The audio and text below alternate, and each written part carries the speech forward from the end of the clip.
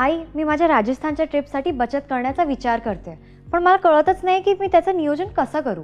जरा मदत करशील? मीरा, तुला गरज आहे आर्थिक उद्दिष्टांचं नियोजन करण्याची. आणि हे उद्दिष्ट साध्य करण्यासाठी पैसा बचत करण्याची आणि गुंतवणूक करण्याची.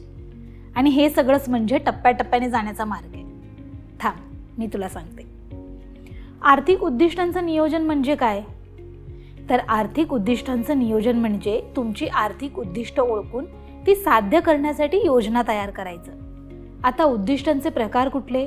तर अल्पकालीन उद्दिष्ट म्हणजे एका वर्षात साध्य होणारी उद्दिष्ट, उदाहरणार्थ तर गॅजेट किंवा सहलीसाठी बचत. मध्यमकालीन उद्दिष्ट म्हणजे 1 ते 5 वर्षात साध्य होणारी, उदाहरणार्थ सायकल, कार किंवा कॉलेजच्या फीसाठी बचत.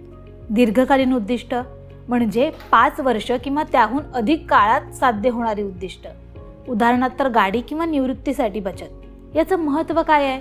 तर तुम्हाला लक्ष केंद्रित करण्यासाठी आणि शिस्तबद्ध राहायला मदत करतात. तुमच्या पैशाचा कार्यक्षम वापर सुनिश्चित करतात. आर्थिक उद्दिष्ट कशी नियोजित करायची? तर तुमची उद्दिष्ट ओळखायची, तुम्हाला काय साध्य करायचं आहे त्याची यादी तयार करायची आणि ती अल्पकालीन, मध्यमकालीन आणि दीर्घकालीन अशा प्रकारे वर्गीकृत करायची. बजेट तयार करायचं, तुम्ही दर महिन्याला किती बचत किंवा गुंतवणूक करू शकता हे ठरवायचं. आता बचत आणि गुंतवणुकीचे योग्य पर्याय कुठले ते शोधायचं. म्हणजे FD, म्युच्युअल फंड किंवा बचत खाते यांसारख्या पद्धती तुमच्या उद्दिष्टांवर आधारित निवडायच्या. तुमच्या प्रगतीवर लक्ष ठेवायचं. तुमची बचत योग्य मार्गावर आहे का हे नियमितपणे तपासायचं. परिस्थितीनुसार बदल करायचा, म्हणजे गरज पडल्यास तुमच्या योजनेनुसार सुधारणा करायची.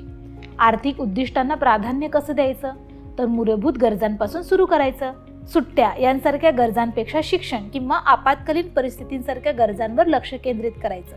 स्मार्ट उद्दिष्ट ठेवायची, म्हणजे स्पेसिफिक, मेजरेबल, अचिवेबल, रेलेव्हंट आणि टाईम बाउंड. निधी वाटप करायचं, तुमच्या बचतीला तुमच्या उद्दिष्टांच्या प्रमाणानुसार विभागायचं.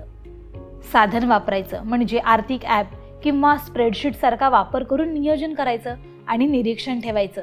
आर्थिक नियोजनातल्या अडचणी कशा पार करायच्या? तर उत्पन्नाचा अभाव, लहान रकमेसह सुरुवात करायची आणि सातत्याने बचत करायची. अनपेक्षित खर्च म्हणजे आपत्कालीन निधी राखून ठेवायचा. खर्च करण्याचा मोह, अनावश्यक खर्च टाळायचा आणि तुमच्या बजेटवर टिकून राहायचं. बाजारातील चढ उतार, जोखमीचं व्यवस्थापन करण्यासाठी गुंतवणुकीचं विविधीकरण करायचं. धन्यवाद आई, आता मला माझी उद्दिष्ट कशी नियोजित करायची आणि योग्य मार्गावर राहायचं हे समजलं. खूप छान मीरा. आर्थिक उद्दिष्टांचं नियोजन म्हणजे रोडमॅप तयार करण्यासारखं आहे. ते तुम्हाला तुमची स्वप्न टप्प्याटप्प्याने साध्य करायला मार्गदर्शन करतात. आता मी माझ्या ट्रिपच्या तयारीची सुरुवात करते. अरे वा, हा तर एक खूप उत्तम आरंभ आहे मीरा.